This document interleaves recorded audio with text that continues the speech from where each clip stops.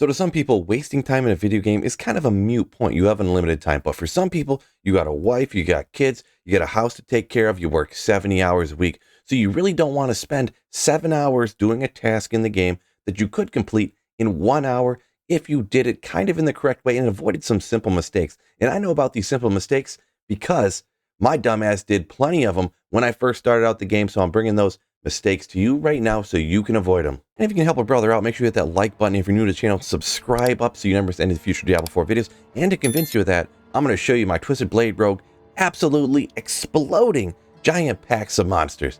You gotta glove that demon slaying, right? Now, first up is one that I think is super important. It could be the difference between your game looking like absolute trash and looking great. Now, in my instance, I noticed when I went back and watched my previous streams, I was like, wait a second, why do my streams now look worse than they did back in the other betas and stuff like that? And it's because I didn't realize this game doesn't prompt you to adjust the brightness like it does when you first fire up Diablo 2. Maybe it did for some other people. Mine did not. So go into the options here, go to graphics right here, and you come down to brightness, calibrate brightness. It pops up with this screen right here. Now, I don't know if you can see it because I go by what I see on my monitor, but you adjust this right and left so that you can barely see, not too dark, not too bright. You come right in the middle so you can just barely see wherever it is for you. See the logo. Mine is about right here. Save changes. And that way, your game won't look completely washed out from being way too bright, and it won't be way too dark to where you can't see anything. First up is not like a new thing that you want to avoid, but everyone's kind of been talking about it. But man, don't make the mistake, because I kind of did. Don't get too distracted. Get yourself your horsey mount so you can move around so much faster. You see how I've been running around in the game with them? If you do not have these, it takes forever to run across all the expanse. Now, this is a little bit of a spoiler. I suppose I'm going to tell you kind of about when you can get this and how. What you're going to do is go ahead and do the main quest first and get to Act 4. That's where you get your horse eventually, and then you can travel around way faster. Don't make the mistake I did. Get distracted by this side quest, that side quest, this open world event, blah, blah, blah, blah, blah, blah. Go and get all these different aspects and things like that. Go get your horse first, and then go do all those other things. Save you a ton of time. So next up, I'm standing right next to her here. Make sure you grab the waypoints. And for some reason, I don't know why I kept making this mistake. I'd come into town and these wouldn't be lit up and I'd be just focusing on the quest and I would run right by. So don't make that mistake. You physically have to come over, click on the waypoint, and this is nothing new for D4. I'm not saying this is some bad thing. For some reason, I kept making this mistake, and you will be so disappointed when you eventually teleport like back to Kovashad. Then you got to come back out to where this waypoint was to complete the quest, and you're like, oh God, I forgot to click on it. No. So don't make that mistake. Physically click on every new waypoint you have, and make sure you grab as many of them as you can. Even if you see one that's slightly out of the way, you can go grab it.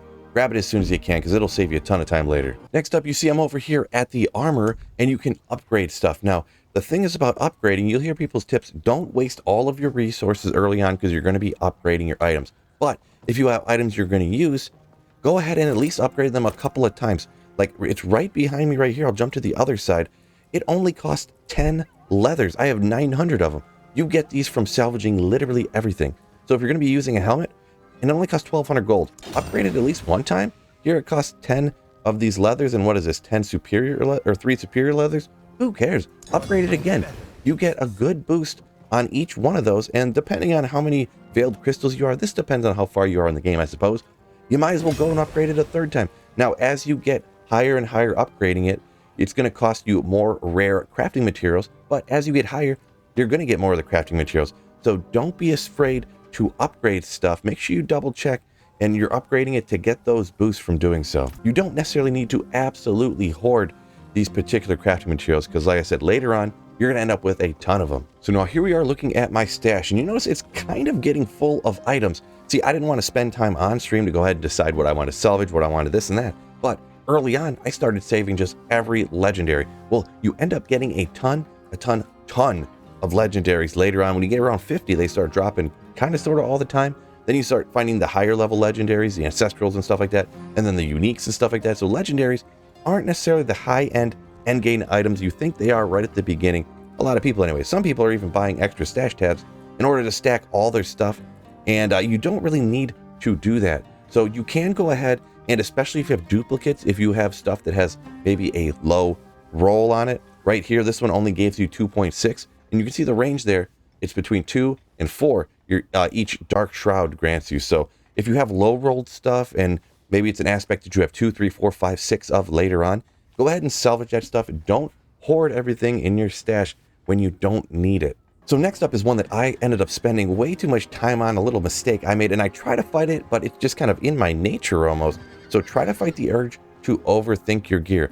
Sometimes I'll look at some of this stuff like, ooh, I don't know, this one has 9% poison to damage stuff, but this one has 10% poison to damage stuff, but then this one has crit strike. Oh, but then this one has critical strike chance and blah, blah, blah. I know those ones didn't actually have it, but mega overthinking it sometimes. So a lot of times I'll look at the aspect, and sometimes I'll keep stuff even longer if it has an aspect that's absolutely necessary, such as the Twisting Blades thing that is so sick for a Twisting Blades rogue, where they twirl around you and deal way more damage. But if that's really not the case, 9 out of 10 times you're just going to go with green number good, red number bad. You see this one's got minus 154. That one's not going on there, fellas. This one does have plus 52, but then you got to take a look at the aspects. Or occasionally, the plus to ranks is also going to be important. So this one has the Dark Shroud aspect on it, and it's got penetrating shot ranks. That doesn't help me. My gloves actually have Twisted Blade ranks on it, and when I dash, which is all the time, the Shadow Clone follows me, dealing dash damage too. So you look at the aspect and maybe some of the ranks and stuff like that, but besides that, most of the time, a vast majority of the time, with everything's equal, green number good, red number bad, you just go ahead and throw on the green number. So next up is, after you get good gear that you know you want to keep for a minimum a very long time, go ahead and throw some sockets in it. And even if it does have a socket, you can go ahead and socket it up and actually give it another socket. There it has 1, it'll get 2. It is quite expensive, and it does cost the rare crafting material. But once you get set on gear that you know you're going to use for a very, very long time, go ahead and socket it up. One such as, I have this unique ring that I'm probably going to use for quite a few times. It got a max roll. Core skills hit 5 more enemies. 40% of your resource cost is refunded. So more than likely, I'm going to be keeping this sucker for a very, very long time with a max roll. 66k, it cost 1 of these. Hey, we'll go ahead and socket it up right now, fellas. So now I got a socketed unique ring with a absolute max roll. So don't forget, you can come over here and add sockets to stuff, or like I said, this one has 1. I could add a second socket to, even something that's already socketed. So next up, I'm over here at the jeweler. Now, you usually always upgrade all your stuff at the armor, but when it comes down to the rings and amulets, you upgrade this stuff at the jeweler, and I overlooked this time and time and time again. So again, this ring right here, it's a newer one that I got. I need to upgrade it, and look, it costs almost nothing early on.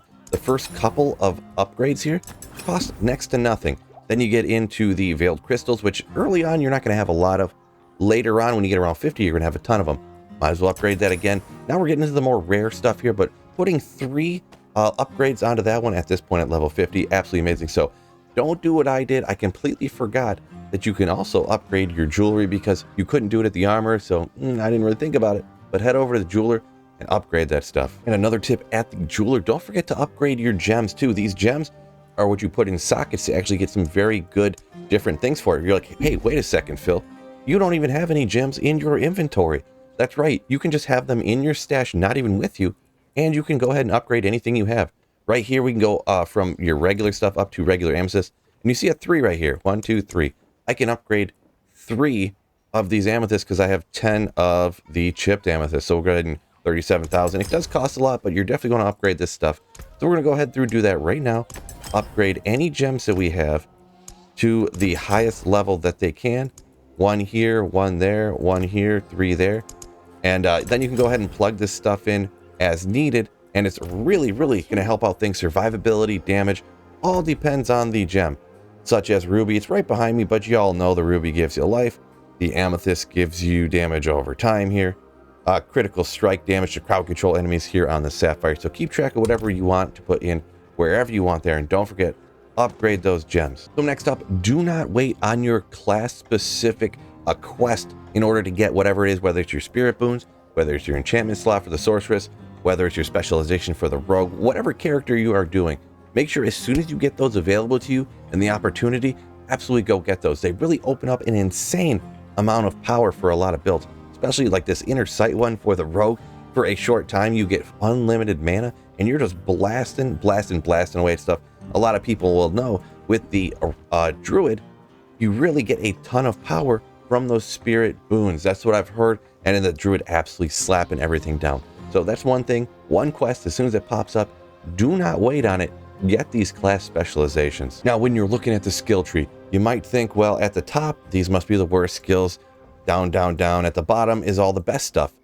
This is not exactly accurate. Now, just because they're called ultimate skills doesn't really mean they're ultimate. Such as, look at my Twisted Rogue build right here. I'm not using any of these ultimates. Really, what you're going to want to do, man, I'm using Shadow Imbue. I'm using Dark Shroud for survivability. You're dashing around with Shadow Step and Dash. And I'm blasting with the Twisted Blades. And then the aspects and things like that, the specialization, are helping out right there doing a bazillion damage.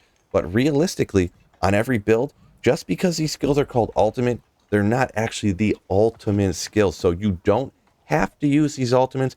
You don't have to spend points into them if they're not anything you want to use. So right here is an example of the next tip right here. When you get a perfect roll on an aspect, those are the ones you're going to want to save. Now, early on I mentioned don't save every single legendary. You're going to clog up your stash. And I need to do a little bit of cleaning to this right here, no doubt. But when you get these absolutely perfect rolls, hang on to them, because these are the ones you're going to want to extract. And when you get to your most powerful late game stuff, you imprint this on there, and that's how you're going to get the maximum power to really like min-max and absolutely slap down those demons out there on the battlefield. So save these perfect rolls. On top of that, I got another one over here just showing off for a second, but on this unique ring right here, another perfect roll. So you know I'm going to be hanging on to these for a long time and imprinting this stuff on my god tier gear later. So that's the biggest mistakes that I would recommend to avoid, and I know all about them because they're all ones that I made while I started off and started playing through the game. If you like the video, make sure you hit that like button and subscribe up if you're new to the channel. Peace out, fellas, and don't forget, keep slaying.